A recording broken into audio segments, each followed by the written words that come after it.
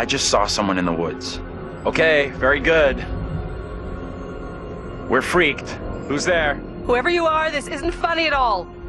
The demons are an integral part of the story of Little Hope. It's the crux of a lot of the things that happen, and that informs a large part of what we're doing. The starting point for each of the demons was the style of execution. They're based on a character that gets killed. That then informs how the character behaves, how it moves, how it sounds, and those are all brought together to give us that convincing, terrifying demon.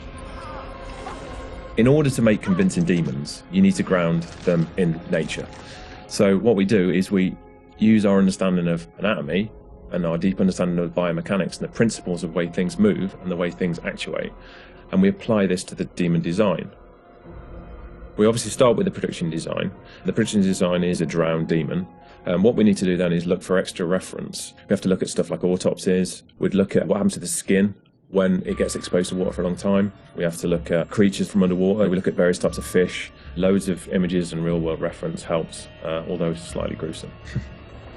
This particular demon we're looking at is the one that's been hung. We didn't want to show the whole of this character, and right from the beginning we said, let's focus on the areas which are the most terrifying. And so the overall silhouette of the character was to be like this twisted rope. Her limbs had coiled, and so we were exaggerating the metaphor of this hanging. 1,000 years of being trailed along the ground, it had worn away her feet, the bones being worn down, the nails being broken off. She'd been in pain for a long time. The most key of all of the elements was the face and how we framed that, and that was that broken, twisted neck, one eye remaining, a tear coming out because it's that last remains of her soul. The noose was digging into her neck, and her tongue was actually so bloated and grown that actually became a feature for us in the game, that tongue actually becomes a grapple to get hold of some of the characters.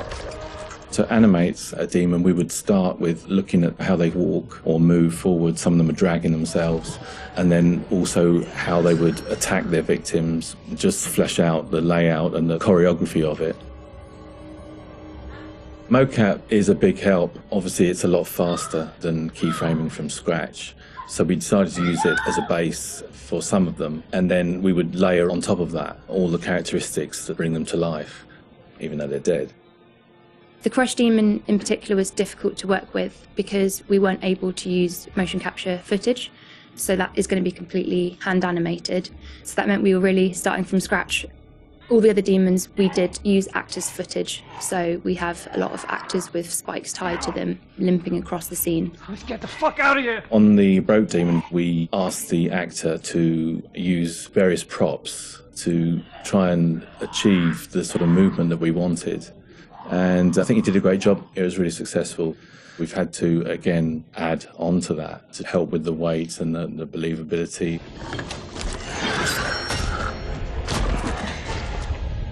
We take our initial cues for the sound of the demons from the visuals, and they look fantastic.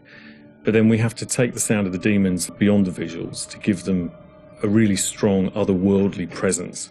We need each of the demons to be individually recognizable whilst maintaining that uncomfortable unfamiliarity for the player. What is that thing? So at distance you might hear the chains clanking or the vocal screams. But when you get close up to the demons, you hear lots of detail, the cracking of skin, the creak of the chains, the breaths or the sound of the icky vomit. We really want the player to feel the breath through the sound of the demon on their face.